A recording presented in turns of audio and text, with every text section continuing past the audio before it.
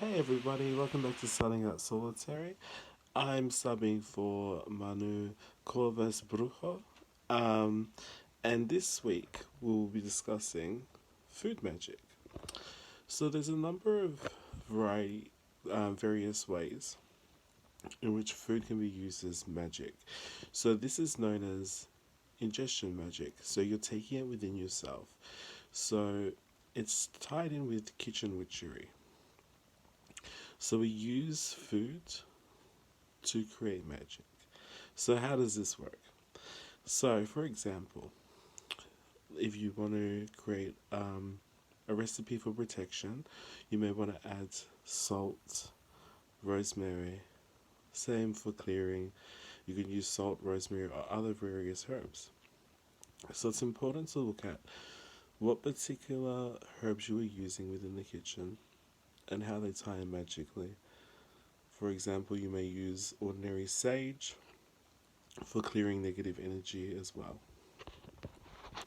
For me, other things like sugar and honey add warmth and also not just warmth but happiness as well, and love and all that sweet goodness that you can have in life.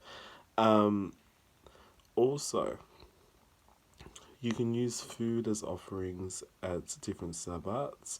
So, for example, I like to make loaves of bread during Lunasa or Lamas and place this on the altar, and also make another loaf for eating. So you would share that amongst your friends and enjoy the harvest period at that time. Another example of Sabbat recipes is soul cakes. I like to make at Samhain soul cakes just to honor the dead. So giving them first as an offering and then having a second lot as something to share amongst friends. You may want to also make pumpkin spice cake or cupcakes or muffins, whatever you prefer. And then during the Yule periods, roast is a big one here in Australia. So you'll make a roast. You'll season it with herbs that you want for the year. So maybe if you want um, happy, bright solar energy, you might use a particular herb, or you can use a lemon. Lemon is like solar energy, so you could like, such as a pork roast, season it with some lemon and some salt to clear away any sort of anything from the last year and enjoy the roast. Feast together. Garlic is also another good clearing herbal spice that you can use to also season the roast with, and then enjoy this feast with your friends. And then um, later on in the season, you have stuff like Ostara, which really doesn't really have that many things, but you could have chocolate. You could eat chocolate, like enjoying the return of like all that sweet, loving energy, like what chocolate is.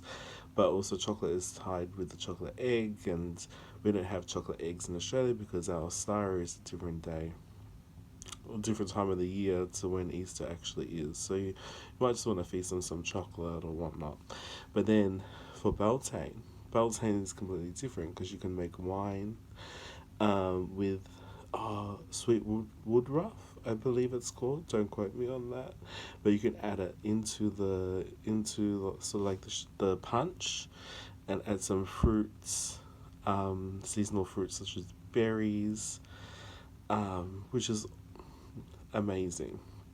So these are different ways. I don't really use much kitchen magic, but it's something that I like to get more into because I know there are particular herbs and spices, and I have a whole list of stuff. And it's the same with other herbs and crystals, finding what you resonate with and finding how that herb works with you, and finding how, like, that spice as well. For example, cinnamon, for some people can be luck and money. for others it may be something different. So just finding out what really resonates for you as well in the kitchen, and using that and putting that attention into the food as well. So happy cooking, happy making things, and I'll catch you next time. Blessed be.